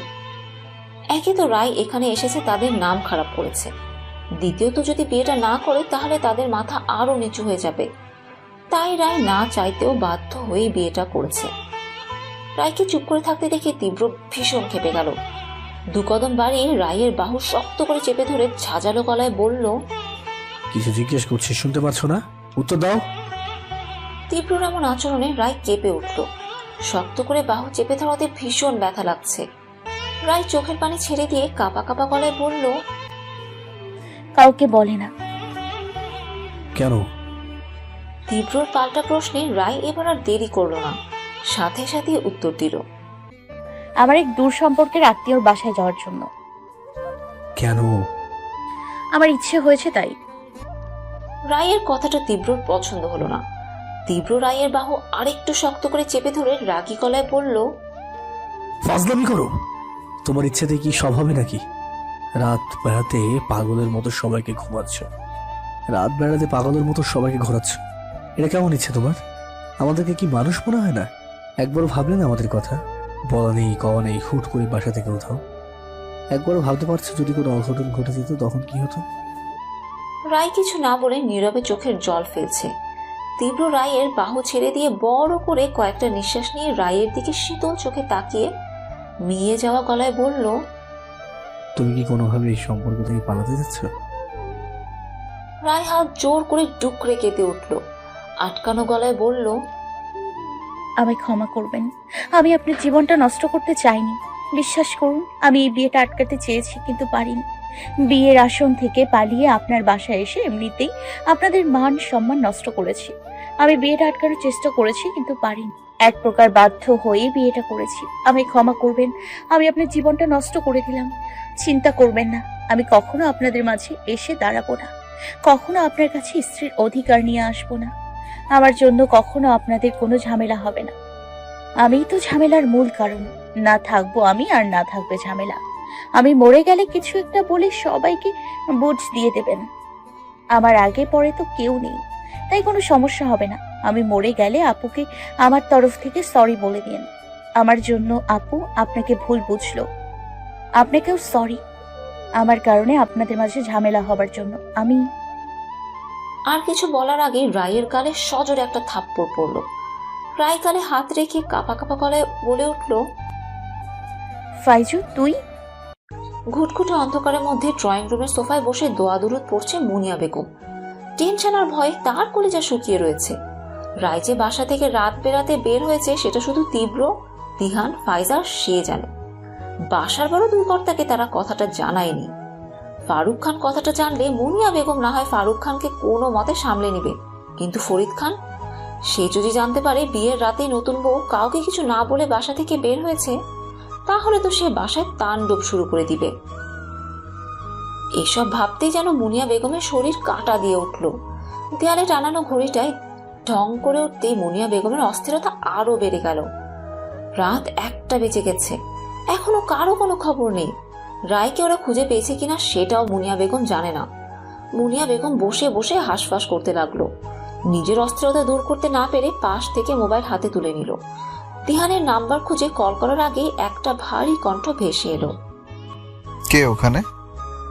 কণ্ঠটা চিনতে মুনিয়া বেগমের ভুল হলো না। মুনিয়া বেগম কিছুটা ভয়ে ভয়ে বলল, দাদা আমি। ফরিদ খান ড্রয়িং রুমের লাইট অন করে মুনিয়া বেগমের দিকে তীক্ষ্ণ দৃষ্টি নিক্ষেপ করে গম্ভীর গলায় বলল, এত রাতে এই অন্ধকারের মধ্যে বসে বসে কি করছো? ফরিদ খানের কথা শুনে মুনিয়া বেগমের হাত পা ঠান্ডা হয়ে আসছে। না জানি এখন সব সত্য তার সামনেই না চলে আসে। কথায় আছে না, যেখানেই বাঘের ভয় সেখানেই সন্ধে হয়। মুনিয়া বেগম কিছুটা তোতলিয়ে হাতে থাকা তসবিটা দেখিয়ে বলল, ঘুম আসছিল না, তাই এখানে এসে বসে তসবি করছি। মুনিয়া বেগমের কথাটা ফরিদ খানের বিশ্বাস হলো না। ফরিদ খান মুনিয়া বেগমের দিকে সন্দেহের চোখে তাকিয়ে বলল, তোমার ছেলেরা বাসায় আছে তো, নাকি রাতে বেড়াতে বাসা থেকে বের হয়েছে? মুনিয়া বেগম যে ভয়টা পাচ্ছিল সেটাই হলো। সে শুকনো ঢোক গিলে বলল, হ্যাঁ দাদা, ওরা রুমেই আছে। এত রাতে আর কোথায় যাবে? আপনি চাইলে চেক করে দেখতে পারেন। থাক, তার আর দরকার নেই, মুখের কথায় বিশ্বাস করে নিলাম।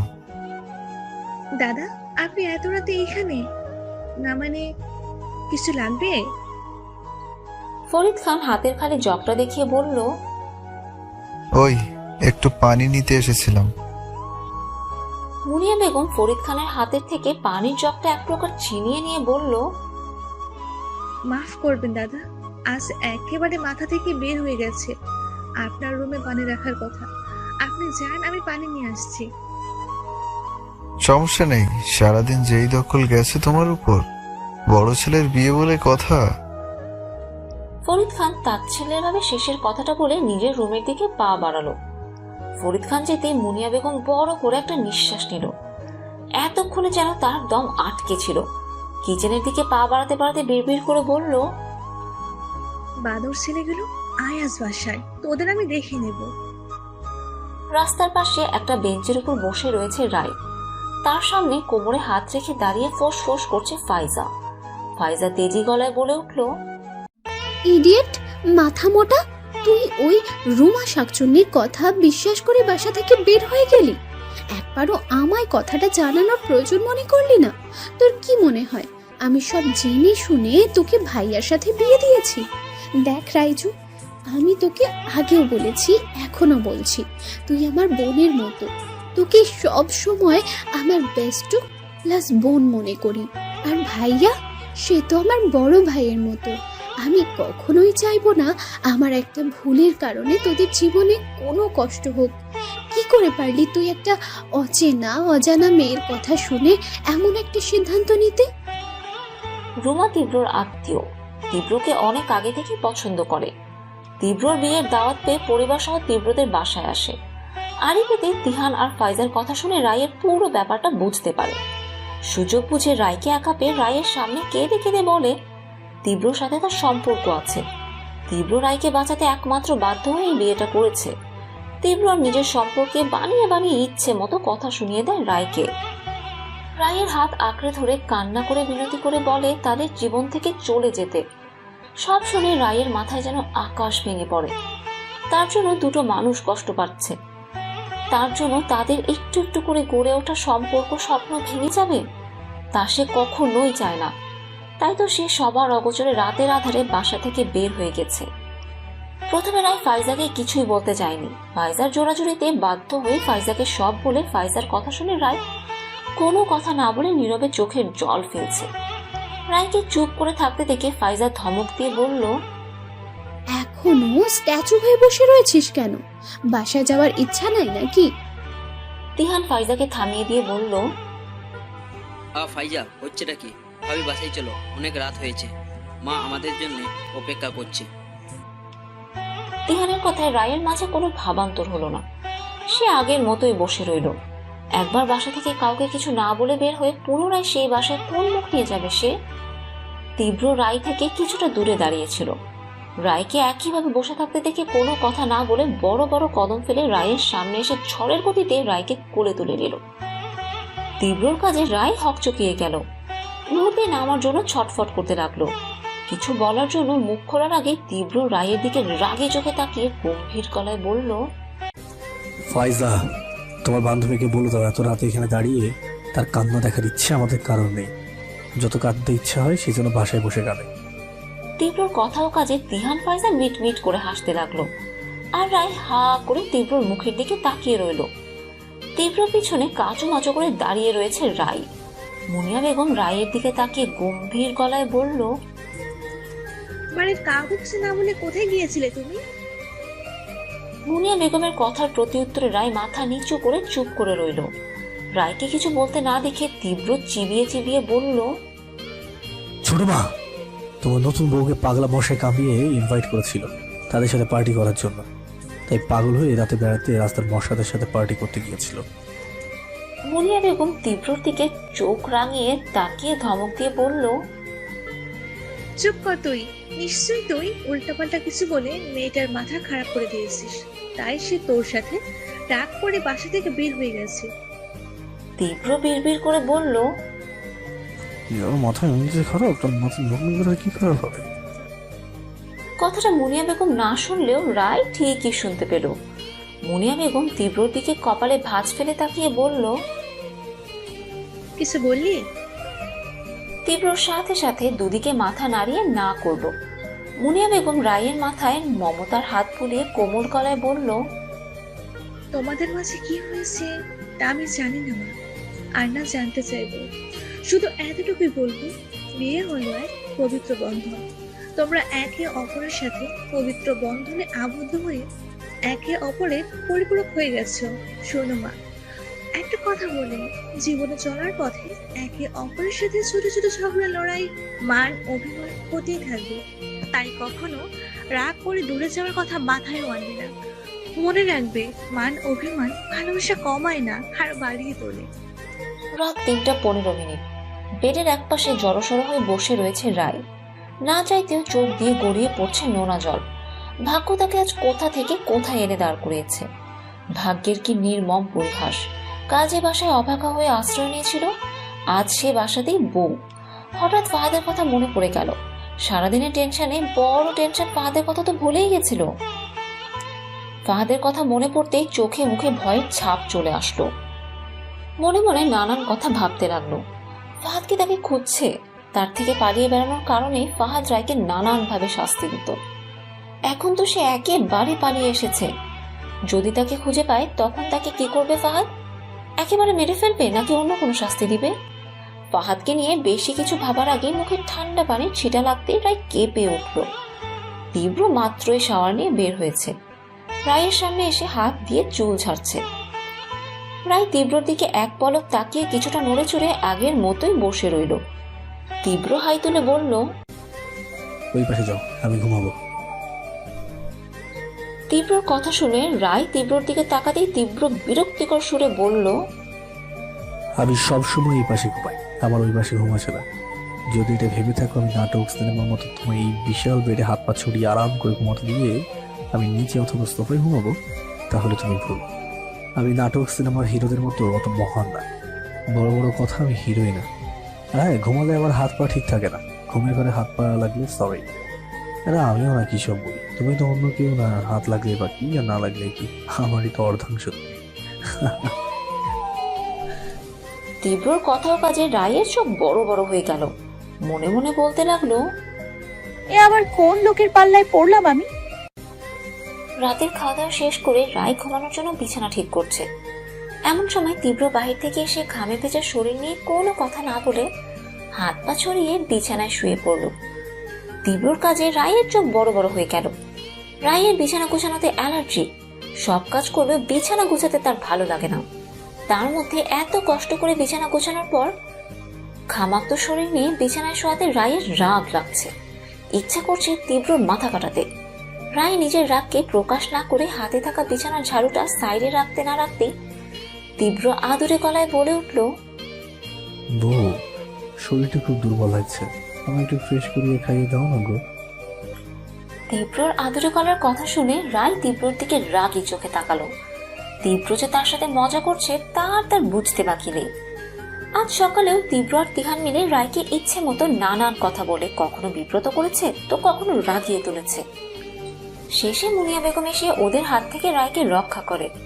রায় কথা না বাড়িয়ে তীব্রর দিকে চোখ রাঙিয়ে তাকিয়ে থেকে ওয়াশরুমের দিকে পা বাড়াতে নিলেই তীব্র বলল, রাগ মনে পুষে রাখতে নেই তো, সাথে সাথে ঝেড়ে ফেলতে হয়, তা না হলে তা আস্তে আস্তে বিশাল রূপ ধারণ করে, বোমের মতো ফাটবে। তীব্রর কথা শুনে রায়ের নিভু নিভু রাগটা দাও দাও করে জ্বলে উঠল। রায় তীব্রর দিকে রাগে চোখে তাকিয়ে ধূপটা পা ফেলে কাবার থেকে একটা বেডশিট বের করে তীব্রর দিকে ছুঁড়ে মেরে গট গট করে ওয়াশরুমে ঢুকে শব্দ করে ওয়াশরুমের দরজা লাগিয়ে দিল। রায়ের কাজে তীব্র শব্দ করে হেসে উঠল। সে তো রায়কে জ্বালানোর জন্যই এমন করেছে। নিজের কাজে সফল হয়ে তীব্রর মুখে বিশ্বজয়ের হাসি ফুটে উঠল। রায় ওয়াশরুম থেকে বের হয়ে দেখে তীব্র রুমে নেই। বিছানার চাদর অনেকটাই এলোমেলো হয়ে রয়েছে। রায় মনে মনে তীব্র 14 গোষ্ঠী উদ্ধার করতে করতে পুনরায় বিছানা গুছানোর কাজে লেগে পড়ল। তীব্র অন্য রুমের ওয়াশরুম থেকে ফ্রেশ হয়ে এসে দেখে রায় শোয়ার প্রস্তুতি নিচ্ছে। রায়কে আরেকটু জ্বালানোর জন্য রায়ের দিকে হাতে থাকা তোয়ালেটা ছুঁড়ে মারল। রায় তোয়ালেটা হাতে নিয়ে তীব্রর দিকে কপালে ভাঁজ ফেলে তাকিয়ে দাঁতে দাঁত চেপে বলল, কি করবো এটা দিয়ে? পাপোশ বানাবো? তীব্র রায়ের রাগী ফেসের দিকে তাকিয়ে দাঁত কেলিয়ে হাসি দিয়ে কাবার থেকে কিছু একটা বের করে পকেটে নিয়ে রায়ের পাশে এসে বসে বলল, যা ইচ্ছে করো, আমার সবই তো তোমার। তোমার জিনিস তুমি যা ইচ্ছে করবে, জিজ্ঞেস করবে কি আছে। তীব্রর কথা শুনে রায় তীব্রর দিকে গোল গোল চোখ করে তাকিয়ে রইল। কথার মানে কিছুই বোঝার আগেই তীব্র রায়ের হাত টেনে নিজের হাতের ভাঁজে নিয়ে নিল। তীব্রর কাজে রায়ের চোখ কোটর থেকে বেরিয়ে আসার উপক্রম। তীব্র রায়ের হাত ধরে রায়ের হাতের দিকে তাকিয়ে বলল, বিয়েটা যেভাবেই হয়েছে না কেন, বিয়ের পর তোমাকে আমার কিছু গিফট দেওয়া দরকার ছিল, কিন্তু এই 2 দিন পরিস্থিতি সময় কোনোটাই ছিল না যে তোমায় কিছু এনে গিফট করবো। তাই আজ একটু সময় করে মলে গিয়েছিলাম। তীব্র পকেট থেকে আংটিটা বের করে রায়ের সামনে ধরে বলল, অনেক খুঁজে এটা পছন্দ করেছে। অনুমতি হবে কি নিজ হাতে আংটিটাকে তার নিজস্ব স্থানে বসিয়ে তার সৌন্দর্যতাকে আরো বৃদ্ধি করে তোলা? তীব্র কথা কাজে রায় পুরোই শকড। কি উত্তর দিবে রায়? কিছুই মাথায় আসছে না তার। মাথা কেমন যেন ফাঁকা ফাঁকা লাগছে। রায়ের ভাবনার মাঝে তীব্র রায়ের হাতে আংটিটা পরিয়ে দিল। তীব্রর কাজে তো এবার রায় অবাকের চরম পর্যায়ে পৌঁছে গেল। তীব্র রায়ের বিস্ময়রত চেহারার দিকে তাকিয়ে রায়ের নাক টেনে দিয়ে মুচকি হেসে বলল, কাছের মানুষের কাছ থেকে অধিকার চেয়ে নিতে হয় না, অধিকার ফলাতে হয়। আংটিটা তোমার হাতে বানিয়েছে, দেখো তোমার হাতে ছোঁয়া পেতে কেমন আরো জলজল করছে। আংটির সৌন্দর্য নষ্ট করে তাকে মূল্যহীন না করলেই খুশি হবে। কথাটা বলে তীব্র কিছুক্ষণ রায়ের হাতে থাকা জলজল করতে থাকা আংটিটার দিকে তাকিয়ে থেকে রুম থেকে বের হয়ে গেল। তীব্র চলে যাওয়ার পরে রায় শকড হয়ে কিছুক্ষণ বসে রইল। অবাক চোখে নিজের হাতে থাকা আংটির দিকে তাকিয়ে রইল। মুহূর্তেই চোখের সামনে ভেসে উঠল পুরনো কিছু তিক্ত স্মৃতি। ফ্ল্যাশব্যাক। রায় কিচেনে কাজ করছে। এমন সময় কিচেনের মধ্যে ধড়ফড় করে প্রবেশ করলো ফাহাদ। ফাহাদের এমন আগমনে রায় ভয় পেয়ে গেল।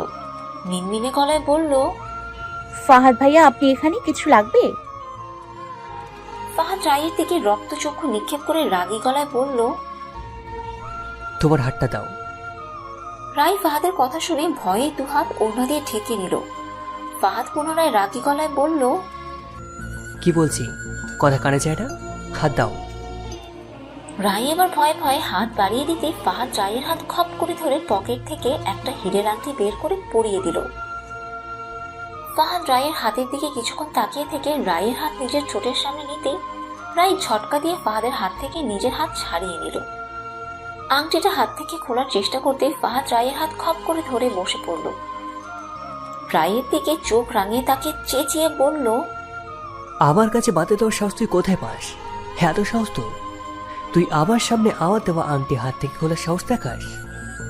রায়ের হাত জোরে চেপে ধরাতে রায় ব্যথায় কুকড়ে উঠল। কাঁপা কাঁপা গলায় বলল, ভাইয়া, এত দামি আংটি আমার হাতে দেখলে কাকিমা কি বল? কথাটা শেষ করার আগে ফাহাদ জ্বলন্ত চুলাটা নিভিয়ে চুলার উপরে থাকা ফ্রাই প্যানটা দূরে ছুঁড়ে মারল। ফাহাদের কাজে রায় ভয়ে কেঁপে উঠল। কিছু বছর আগে রায়ের আংটি পরানো আঙ্গুলটা চুলোর আগুনে জলজল করতে থাকা স্টেনের মধ্যে লাগিয়ে দিল।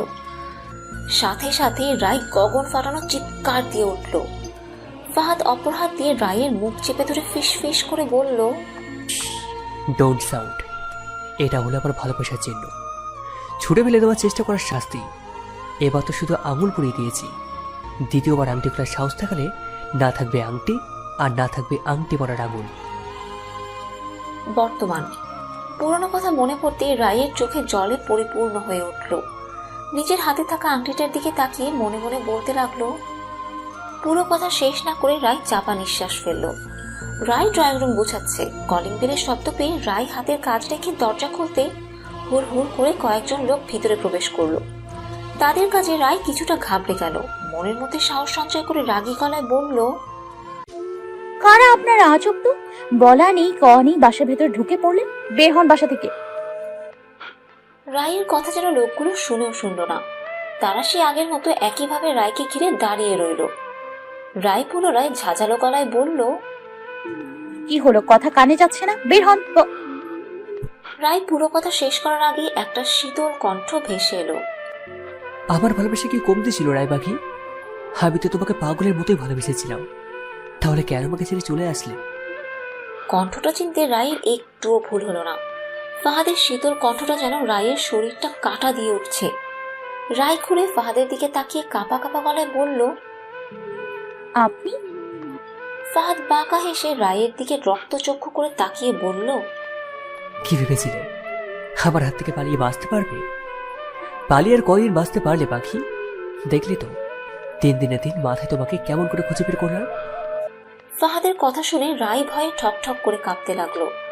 ফাহাদ রায়ের অবস্থা দেখে বাঁকা হেসে বলল, আবার এন্ট্রিতে এমন করছো, পুরো পিকচার দেখালে কি করবে পাখি? ফাহাদ একটা রহস্যময় হাসি দিয়ে শীষ বাজাতে দুজন লোক সেন্সিং রক্তাক্ত একজনকে টানতে টানতে বাসার ভিতরে প্রবেশ করলো। লোকটার রক্তাক্ত চেহারা দেখে রায় শকড হয়ে দাঁড়িয়ে রইল। রায়ের চোখ দিয়ে আপনা আপনি জল গড়িয়ে পড়ল। অস্ফুট স্বরে বলে উঠল, তীব্র। রায় তীব্র দিকে পা বাড়াতে নিলেই ফাহাদ এসে রায়ের পথ আটকে দাঁড়ায়। কিছুক্ষণ রায়ের দিকে অগ্নি দৃষ্টিতে তাকিয়ে থেকে রায়ের গাল চেপে ধরে চেঁচিয়ে বলল, বলেছিলাম না তোর মুখে যেন কোনো ছেলের নাম না শুনি? কোন সাহসে তুই অন্য ছেলের নাম নিয়েছিস? ফাহাদের কাজে রায় ছটফট করতে লাগলো।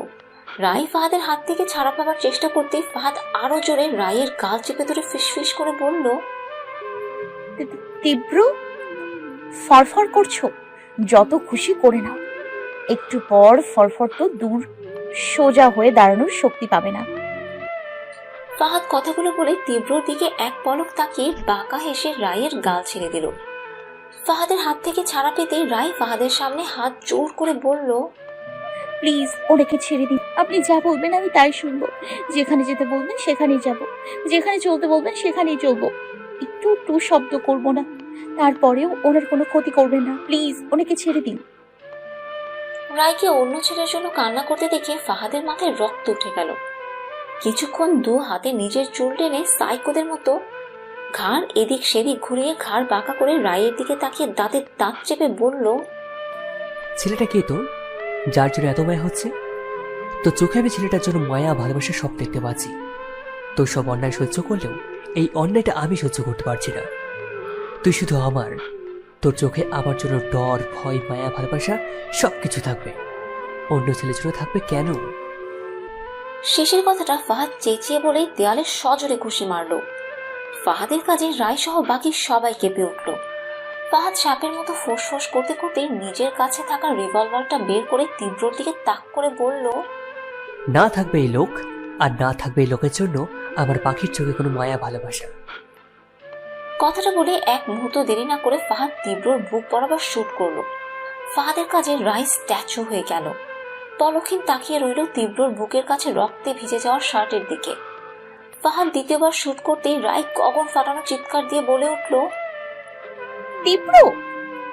সাথে সাথে চমকে উঠল রায়। ঘুম ছুটে যেতেই রায় ধরফর করে উঠে বসলো। রায় ঘেমে নিয়ে একাকার হয়ে গেছে। বুকের ভেতর কেমন ধরফর করছে, মনে হচ্ছে এখনই হৃৎপিণ্ডটা বাইরে বের হয়ে আসবে।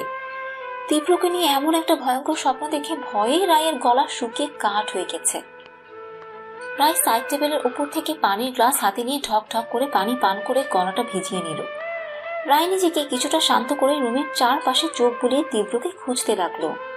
রুমের কোথাও তীব্র নেই। তীব্রকে এক পলক দেখার জন্য রায়ের মনটা ছটফট করতে লাগলো। কেন সেটা সে নিজেও জানে না। রায় তড়িঘড়ি করে বেড থেকে নেমে দরজার দিকে পা বাড়াতে নিলেই তীব্র তোয়ালে দিয়ে মাথা মুছতে মুছতে ওয়াশরুম থেকে বের হলো।